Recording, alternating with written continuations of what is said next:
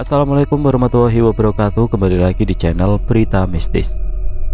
Untuk kisah kali ini saya akan membawakan sebuah cerita dari tulisannya akun Facebook yang bernama Alveandra. Sebuah kisah yang berjudul Pocong Itu Ibuku. Dan sebelum kita lanjut ke ceritanya, tekan dulu tombol like video ini dan jangan lupa tekan juga tombol subscribe channel ini. Dan nyalakan juga lonceng notifikasinya agar tidak ketinggalan cerita-cerita lainnya dari channel ini. Dan buat teman-teman yang pengen membaca langsung ceritanya, nanti silakan saja kunjungi linknya yang nanti akan saya sertakan di kolom deskripsi. Dan seperti apa untuk kisah kali ini, langsung saja kita masuk ke ceritanya.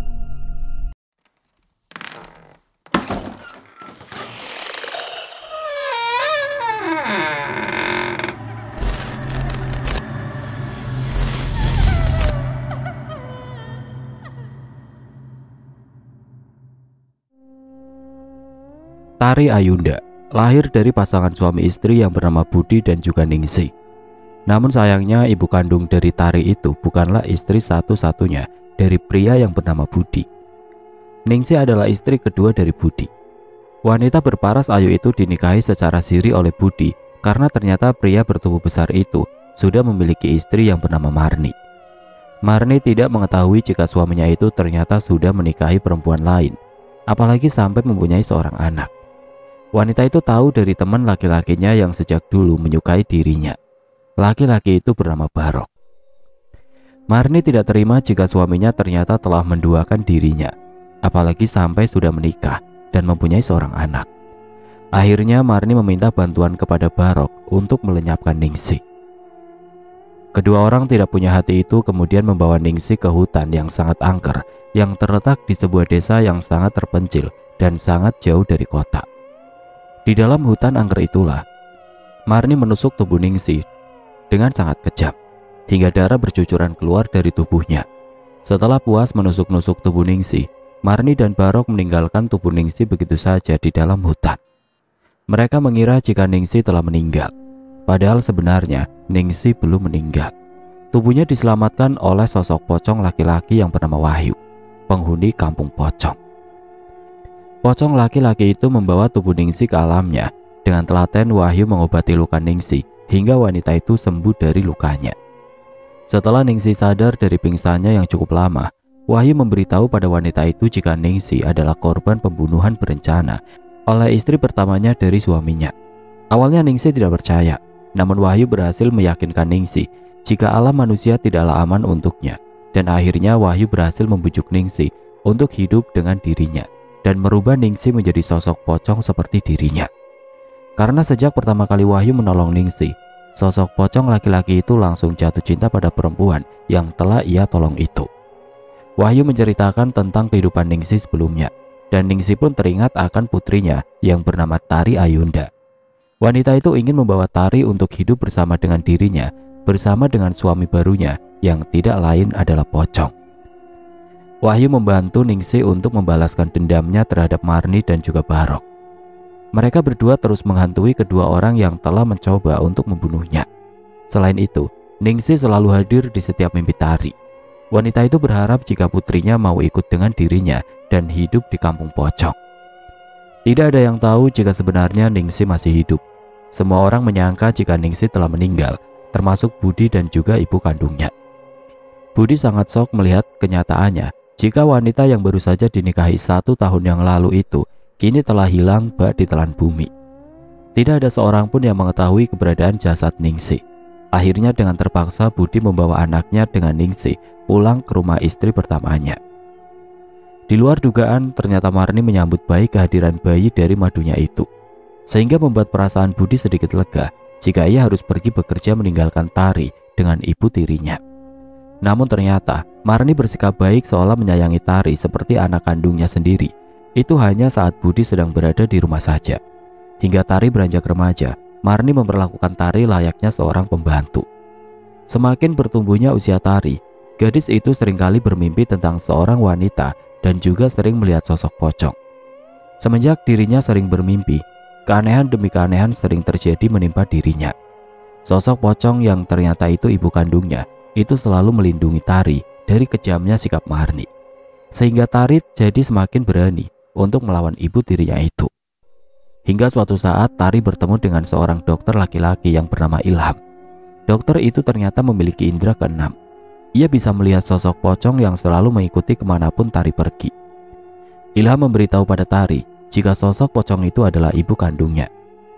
Awalnya Tari tidak percaya pada Ilham, namun kejadian demi kejadian telah mengungkap siapa sebenarnya pocong yang selalu ada di dekat Tari. Akhirnya Tari percaya pada Ilham dan mengetahui siapa sosok pocong yang selama ini selalu mengikuti dirinya. Ningsi mulai membalaskan dendamnya pada Marni dan juga Barok. Tanpa sengaja, Marni membunuh Budi dan akhirnya ia dipenjara. Sementara Barok dibunuh oleh Wahyu dengan sangat mengerikan. Ilham meminta bantuan kepada Pak Kiai untuk mengembalikan wujud Ningsi seperti semula. Namun untuk mengembalikan wujud Ningsi menjadi manusia, Ilham dan Pak Kiai harus memusnahkan Wahyu terlebih dahulu. Akhirnya Pak Kiai dan Ilham berhasil membakar rumah yang selama ini menjadi tempat tinggal Wahyu dan juga Ningsi. Dengan kekuatan doa dan ilmu Pak Kiai dan juga Ilham, akhirnya mereka berdua berhasil memusnahkan Wahyu dan ruhnya kembali ke alamnya. Terbangun di alam lain. Di mana aku? Kamar siapa ini? Tari terbangun dari tidur panjangnya. Matanya mengerjap berkali-kali, lalu mengedarkan pandangannya ke seluruh penjuru kamar. Tari lalu terduduk di atas kasur empuk yang masih terbuat dari kapuk.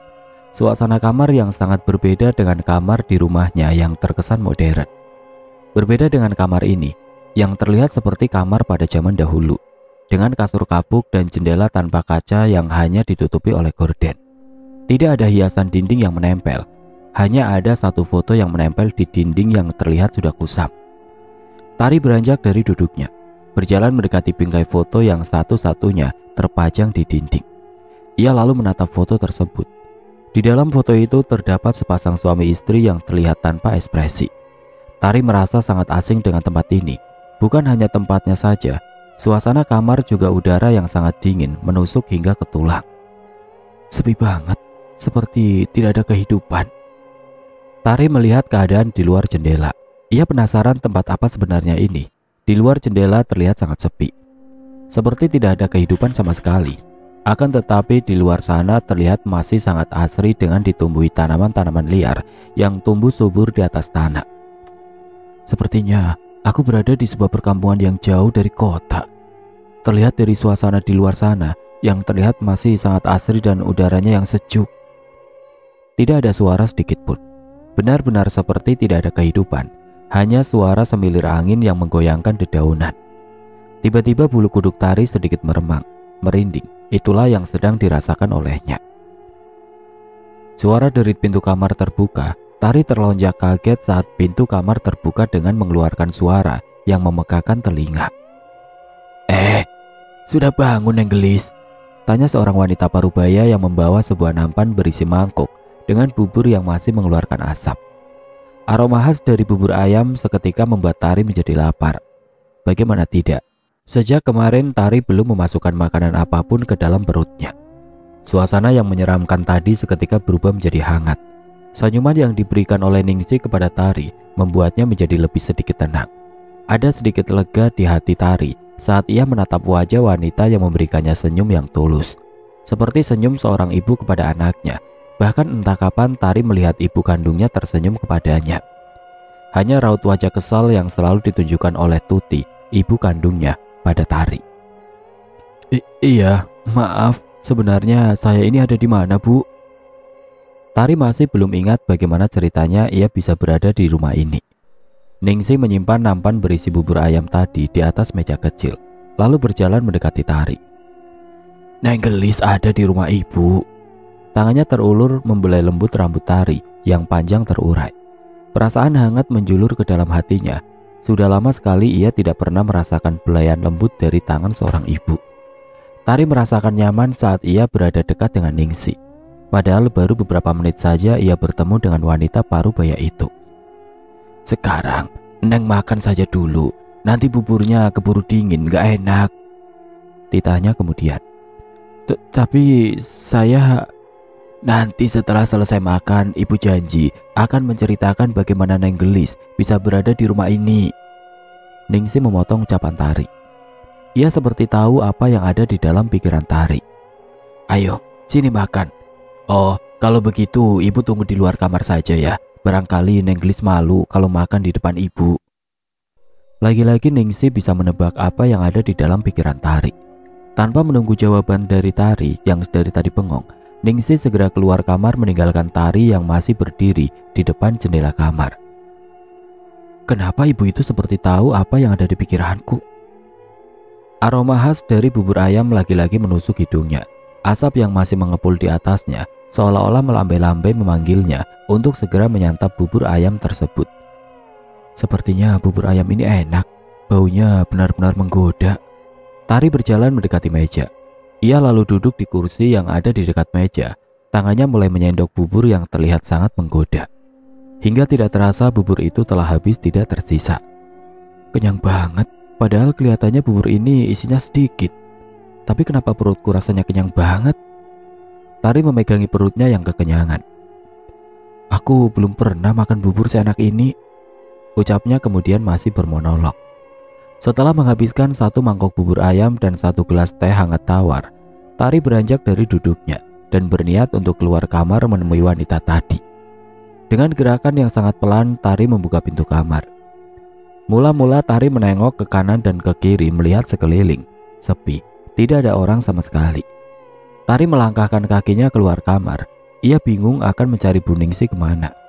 Suasana rumahnya pun terlihat sangat sepi. Benar-benar sunyi, sepi seperti tidak ada kehidupan. Hanya terdengar suara dedaunan jatuh tertiup angin yang cukup kencang. Tidak ada suara kendaraan seperti di lingkungan rumahnya. Tari melangkahkan kakinya menuju halaman depan. Ia benar-benar merasa penasaran dan ingin melihat suasana di luar sana. Dengan pelan Tari membuka pintu lalu melangkah keluar rumah. Hawa dingin langsung menusuk hingga ke tulang. Tari yang tidak biasa dengan cuaca dingin langsung menggigil kedinginan. Dingin banget di sini. Sepertinya aku berada di perkampungan yang jauh dari kota. Tapi di mana? Kok bisa aku sampai ke tempat ini? Tari mendekap erat tubuhnya yang kedinginan. Tapi aku suka tempat ini. Udaranya sejuk dan masih sangat segar. Berbeda dengan di rumah.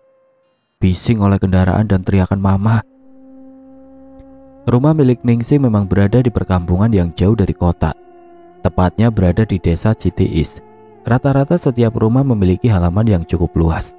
Seperti rumah Ningsih yang memiliki halaman cukup luas yang ditumbuhi oleh beberapa pohon yang memiliki daun yang rindang, seperti pohon mangga dan juga pohon jambu. Suatu hal yang jarang ditemui di kota tempat tinggal Tari. Rumah Ningsih dengan para tetangganya berjarak cukup jauh, tapi masih terlihat dengan jelas. Tiba-tiba angin bertiup cukup kencang dan suasana semakin mencekam.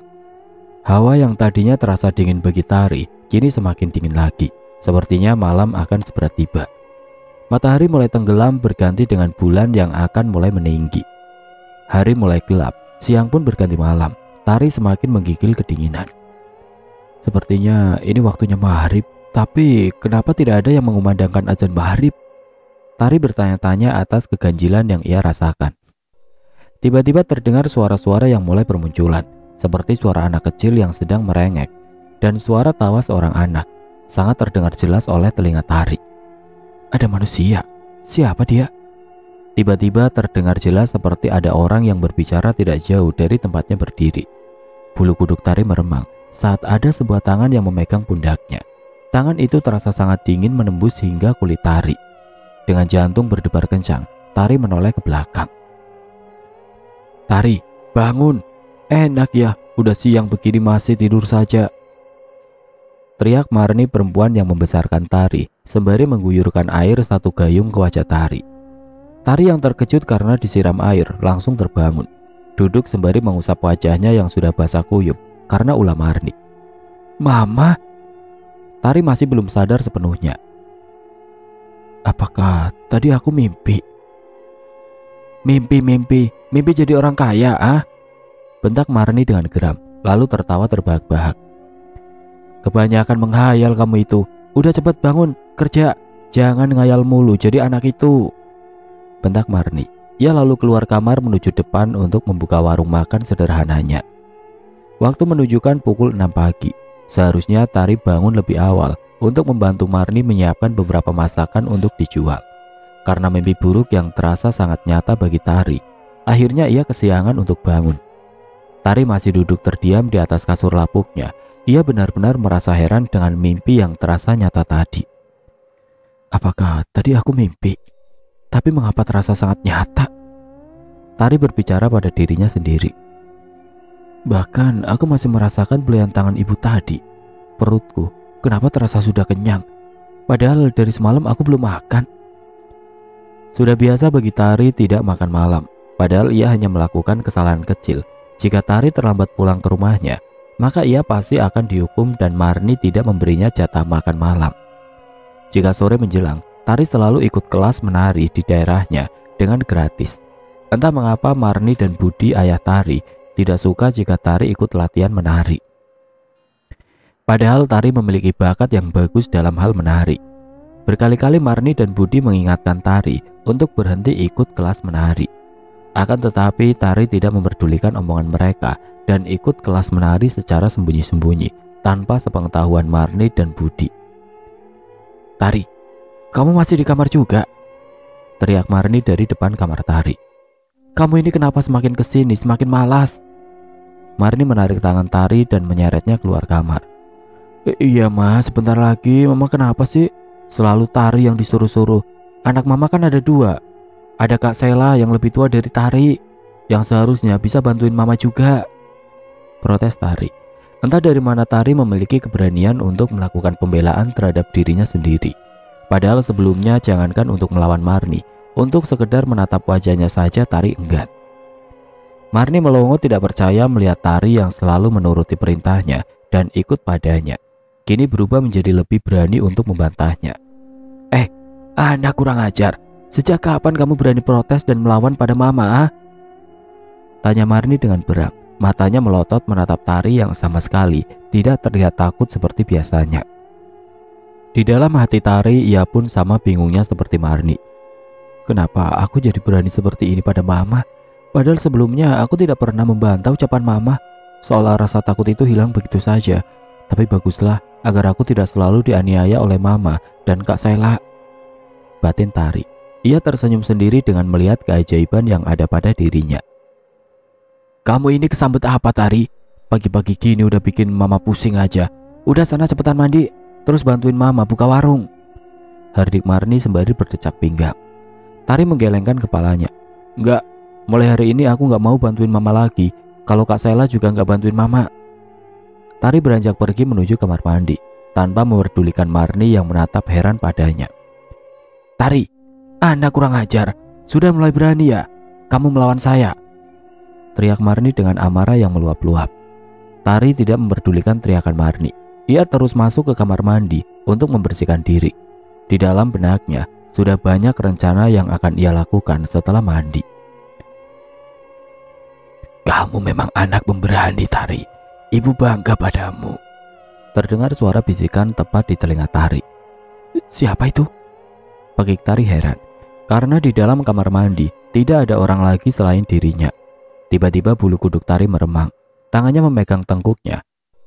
Kenapa tiba-tiba jadi merinding begini? Tanpa menunggu lama, Tari segera menyelesaikan ritual mandinya. Mama, pagi-pagi gini kenapa teriak-teriak? Ganggu orang tidur saja. Keluh Sela yang terbangun dari tidurnya akibat teriakan Marni. Ia berjalan keluar kamar sambil mengucek-ngucek matanya. Anak mama kok tumben jam segini udah bangun. Marni berjalan mendekati Sela, putri kesayangannya, sambil mengelus lembut rambutnya yang panjang terurai. Aku bangun gara-gara dengar teriakan mama. Ngapain sih mama teriak-teriak pagi-pagi begini? Itu si Tari. Dia sudah mulai berani membantah ucapan mama. Bikin mama naik darah saja. Masa sih mah? Tanya Sela tidak percaya dengan ucapan Marni. Bukannya dia itu selalu menuruti perintah mama ya? Kenapa sekarang tiba-tiba jadi berani ngelawan mama? Entahlah, mama juga bingung. Nanti kita beri pelajaran saja si Tari itu, biar dia kapok dan gak lagi berani melawan mama. Ya, mama setuju sama kamu. Sekarang kamu mandi, siap-siap berangkat kuliah. Mama mau buka warung dulu. Gara-gara anak kurang ajar itu, mama jadi terlambat buka warung. Gerutu Marni sembari berjalan ke depan rumah. Marni membuka warung makan di depan rumahnya. Seharusnya Tari melanjutkan kuliahnya jika Marni mengizinkan. Tari dan Sheila hanya berbeda 1 tahun. Setelah lulus SMA, Sheila langsung melanjutkan kuliahnya. Berbeda dengan Tari yang tidak dibolehkan untuk kuliah oleh Marni dengan alasan tidak ada biaya. Kegiatan Tari sehari-hari hanya membantu Marni di warung makannya. Jika sore menjelang, Tari akan pergi ke sanggar tari yang tidak jauh dari rumah Marni dengan sembunyi-sembunyi. Tari selalu bilang pada Marni bahwa ia pergi mengaji di musola. Padahal Tari akan mengikuti kelas menari yang disediakan gratis untuk anak-anak yang ingin belajar menari tradisional di tempat tinggalnya. Hari ini seharian Tari berada di sanggar tempat ia belajar menari. Entah mengapa Tari lebih betah berada di sanggar dibandingkan dengan rumahnya sendiri. Nina, pelatih Tari yang paling dekat dengan Tari, merasa heran melihat Tari seharian berada di sanggar. Tidak seperti biasanya, Tari terlihat sangat riang dan bahagia. "Tari, kok tumben kamu seharian ini ada di sini? Gak dicariin sama mama kamu?" tanya Nina pada Tari yang sedang asik melihat anak-anak belajar menari tradisional. "Tari lagi gak ada kerjaan di rumah, Bu. Jadi lebih baik Tari habiskan waktu di sini saja. Gak apa-apa kan, Bu?" "Gak apa-apa kok. Ibu senang jika ada Tari di sini," jawab Nina. "Sudah mau maghrib, lebih baik Tari pulang dulu. Gak baik kalau anak gadis berada di luar rumah." "Iya, Bu. Kalau gitu Tari pamit dulu." Tari berjalan meninggalkan sanggar. Untuk sampai ke rumahnya, Tari harus berjalan melewati kuburan. "Tari, ikut ibu pulang ya." Terdengar lagi bisikan di telinga Tari saat ia melewati kuburan. Seketika, bulu kuduk Tari meremang. Tari menoleh ke belakang mencari sumber suara. Nihil, ia tidak melihat siapapun. Matanya mengedarkan pandangan ke sekeliling tempat itu. "Perasaan, tadi aku mendengar suara perempuan. Tapi kenapa nggak ada orang sama sekali? Atau jangan-jangan..." "Tari!" Suara itu semakin dekat dan terdengar jelas di telinga Tari. "Siapa?" Tari memberanikan diri untuk bertanya. Hening, tidak ada jawaban. Hanya terdengar suara semilir angin yang menyapu daun kering yang berjatuhan di jalanan. "Tari!" Lagi, terdengar suara seorang wanita memanggilnya. Tapi kini suara itu semakin menjauh pergi. Tari menoleh ke kanan dan ke kiri saat tengkuknya seperti ada yang meniupnya. Terasa hangat di bagian lehernya. Bulu kuduknya meremang. Jantungnya semakin berdetak kencang. Jantung Tari seakan melompat keluar dari tempatnya saat ada sebuah tangan menepuk pundaknya. "Neng Tari!" Tari menoleh dan mendapati seorang pria parubaya dengan gerobak bakso di belakang tubuhnya. "Neng Tari, ngapain menjelang maghrib begini ada di sini? Cepat pulang. Pak Mali, gadis berkeliaran maghrib begini," tegur pria parubaya yang ternyata pedagang bakso keliling itu. Akhirnya Tari bisa bernapas dengan lega saat mengetahui ada orang selain dirinya di tempat itu. Iya Pak, ini saya juga udah mau pulang. Tadi kesorean saat mau pulang," jawab Tari dengan nafas masih terengah-engah. "Neng Tari, kenapa ngomongnya ngos-ngosan begitu? Kayak habis dikejar-kejar hantu saja," seletuk pedagang bakso itu. Enggak Pak, tadi itu Tari duluan ya Pak, takut dicariin mama." "Iya Neng, hati-hati." Saat Tari akan membalikan badannya, tidak sengaja ia melihat bayangan putih seperti pocong di belakang gerobak bakso. Mata pocong itu menatap tajam ke arahnya. Anehnya, mata itu terlihat sendu, seperti orang yang sedang menyimpan rasa sedih. Bukannya lari dan menjerit saat mata Tari menangkap bayangan pocong itu. Ia justru seperti terhipnotis dan merasa iba pada makhluk tidak kasat mata itu. Suara teguran tukang bakso akhirnya menyadarkannya kembali. "Neng Tari, katanya mau pulang, kenapa masih berdiri di situ sambil bengong? Memangnya ada apa di belakang gerobak saya?" tanya tukang bakso dengan penasaran. Ia sambil menengok ke belakang gerobak baksonya. "Tidak ada apa-apa," ucapnya kemudian. Itu Pak, tadi saya ada lihat bayangan putih gitu di belakang gerobak bakso Bapak. Memangnya Bapak nggak lihat?" "Bayangan putih? Di mana?" Pria parubaya itu sekali lagi menengok ke belakang gerobak baksonya. Lagi-lagi ia tidak mendapati apapun di belakang gerobak baksonya. "Nggak ada apa-apa. Udah, cepat pulang sana. Bapak juga mau pulang." Ia bersiap untuk mendorong gerobak baksonya dan berjalan mendahului Tari. Tari menatap bingung pada penjual bakso tersebut yang kini berjalan mendahuluinya. Kenapa jadi si bapak yang jalan duluan? Tari lalu berjalan menyusul tukang bakso tadi dengan santai. Anehnya, tidak ada rasa takut pada diri Tari saat ia melihat bayangan putih seperti pocong tadi. Tari bersikap biasa saja seolah-olah tidak pernah melihat apapun. Padahal sebelumnya, ia adalah seorang gadis yang sangat penakut. Sesampainya di rumah, Marni terlihat sangat sibuk. Ia berjalan mondar-mandir seorang diri dari warung ke rumahnya, membereskan semua masakan yang masih banyak tersisa. Tidak seperti biasanya, hari ini jualan Marni sangat sepi. Hanya ada beberapa pembeli saja. Sisa masakan masih terlihat sangat banyak. Sheila, anak kesayangannya, terlihat sedang santai dengan ponsel di tangannya. Ia sama sekali tidak peduli dengan Marni yang sedang repot seorang diri. "Tari, kamu kemana saja? Jam segini baru pulang. Enak ya kamu, kelayapan terus," hardik Marni saat melihat Tari yang baru saja masuk dalam rumah. "Mah, aku kan sudah bilang kalau mulai hari ini aku nggak mau lagi membantu Mama. Kalau Kak Sheila juga tidak ikut membantu," sahut Tari dengan santainya. Sheila yang tidak terima mendengar namanya disebut langsung keluar dari kamarnya. "Ngomong apa kamu, Tari? Sembarangan kalau ngomong. Aku itu banyak tugas kuliah yang harus dikerjakan." Kilanya berbohong. Padahal sepulangnya dari kampus, Sheila terus bermain dengan ponselnya. "Memangnya kamu pengangguran?" sindirnya pada Tari. "Kalau aku dikasih kesempatan buat kuliah, yang pasti aku akan memanfaatkannya dengan belajar sungguh-sungguh. Gak kayak kamu, pacaran terus," seletuk Tari. Matanya menatap tajam pada Sheila. "Sok tahu kamu," bentak Sheila tidak terima dituduh seperti itu oleh Tari. Padahal kenyataannya Sheila sering bolos kuliah dan memilih pacaran dengan teman satu kampusnya. Pernah beberapa kali Tari memergoki Sheila berboncengan dengan seorang laki-laki dan tidak menuju arah kampus, melainkan masuk ke dalam kos-kosan si laki-laki tersebut.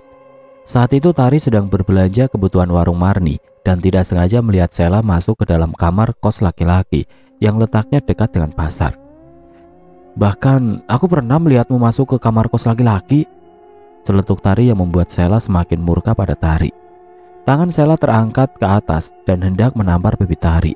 Dengan sigap Tari menahan tangan Sheila yang akan menamparnya.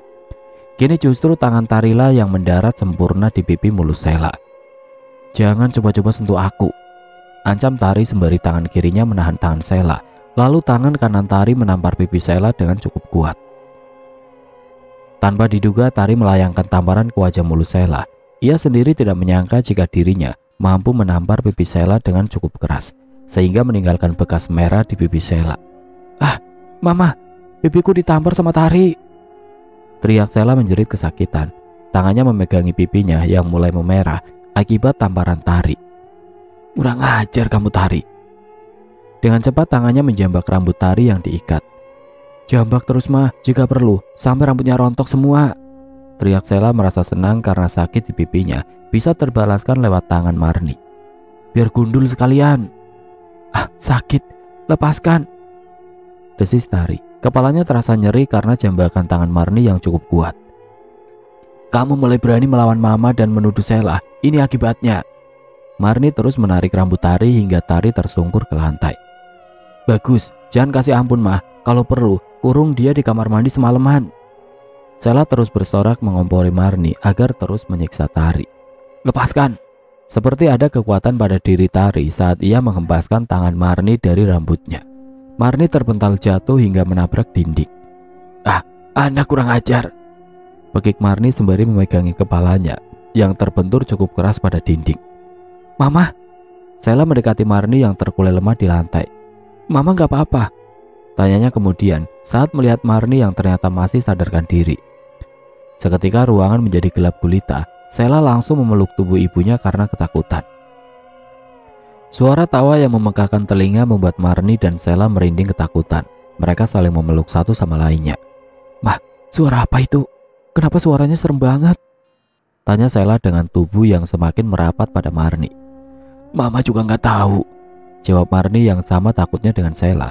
Marni pun mendekap erat tubuh Sheila yang sama-sama sedang ketakutan. Suara tawa yang menyeramkan semakin menggema memenuhi ruangan. Tari mengedarkan pandangan ke sekeliling ruangan. Tidak ada apa-apa. Lalu siapa yang tertawa sampai sekeras itu? Tiba-tiba pintu terbuka dan tertutup sendiri, seperti ada yang sedang memainkan. Di luar senja telah berubah menjadi gelap gulita. Angin malam menghembus masuk ke dalam rumah dan menggoyangkan lampu hias yang tergantung di atas. Suasana semakin mencekam saat suara tawa yang menyeramkan kembali terdengar. Suara apa itu? Kenapa tiba-tiba mati lampu? Marni terus bertanya-tanya.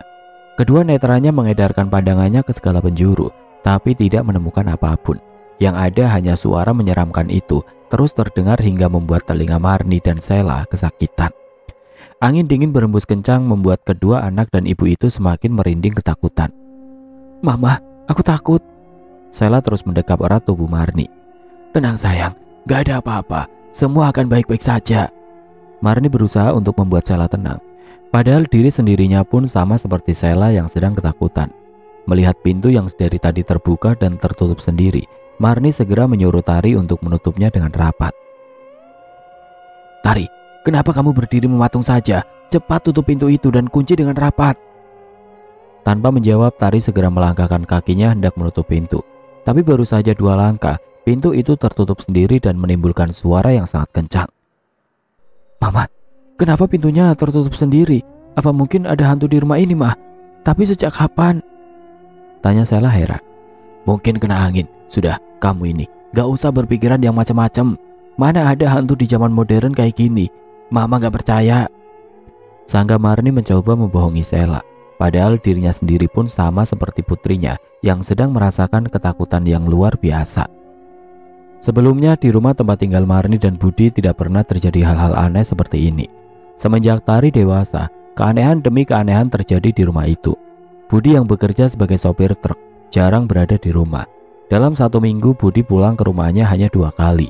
Itu pun tidak pernah lama. Jika datang sore, maka pagi hari Budi harus kembali bekerja. Marni yang memang tadinya pemberani, tidak pernah memperdulikan keanehan yang terjadi di rumahnya. Ia tidak pernah percaya jika makhluk tidak kasat mata itu ada. Meskipun malam ini, dengan jelasnya Marni mendengar suara tawa yang menyeramkan, ia masih saja menyangkal jika makhluk tidak kasat mata itu tidak ada. Tapi Mah, terus itu suara apa? Suaranya serem banget. Keluh Sheila. Mana? Udah gak ada kan suaranya? Kamu tunggu di sini. Mama mau periksa saklar listrik dulu. Marni hendak berdiri dari duduknya, tapi tangan Sheila menahannya. Tunggu Mah, Sheila ikut. Takut. Sheila terus menempel pada tubuh Marni dan tangannya bergelayut di lengan sang ibu. Kenapa pakai mati lampu segala sih? Umpat Marni saat melihat saklar listriknya tidak turun. Sheila, coba lihat keluar sana. Sama mati lampu enggak? Ditanya pada Sheila. Sheila menggelengkan kepalanya. Enggak aku enggak mau, takut. Sama mama saja. Kamu ini, jadi orang itu jangan penakut. Bentak Marni pada Sheila. Tari, coba kamu lihat. Di rumah tetangga mati lampu enggak? Ditanya pada Tari yang berdiri tidak jauh dari pintu. Tari tidak memperdulikan perintah dari Marni dan keanehan yang terjadi saat ini. Baginya, dengan adanya kejadian ini, ia bisa terlepas dari siksaan Sheila dan Marni. Tari hendak melangkahkan kakinya menuju kamarnya. Tari, mau kemana kamu? Teriak Marni yang tidak rela jika Tari akan menghindar dari siksaan yang akan ia berikan padanya.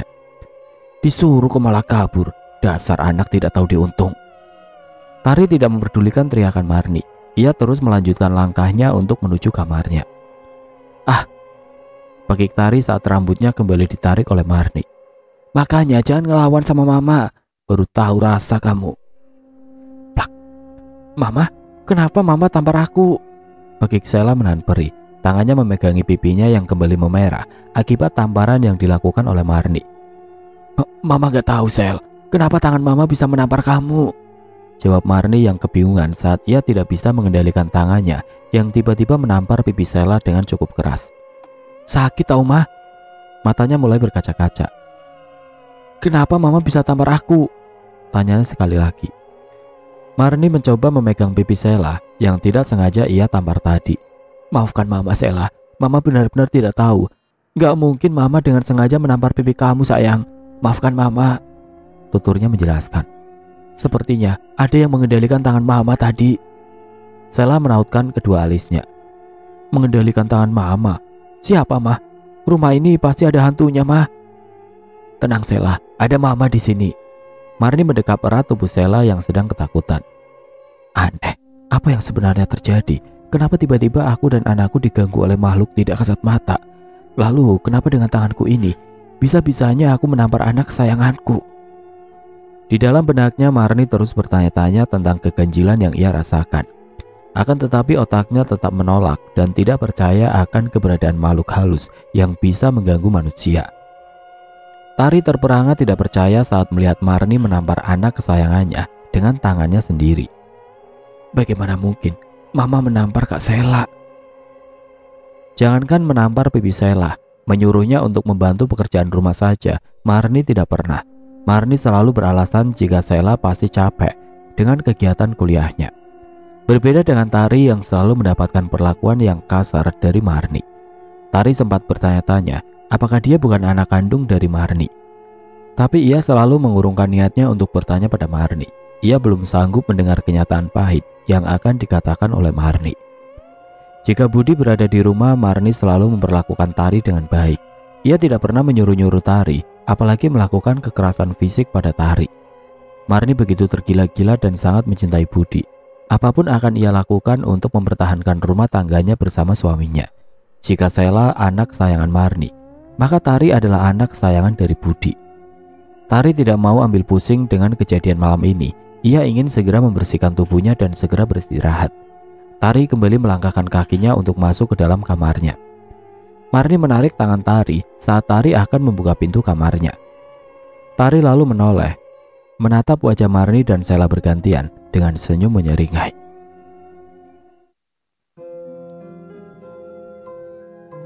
Oke teman-teman, sampai di sini dulu ceritanya. Nantikan kelanjutan kisah ini di video berikutnya. Agar tidak ketinggalan, klik tombol subscribe channel ini dan nyalakan lonceng notifikasinya. Wassalamualaikum warahmatullahi wabarakatuh.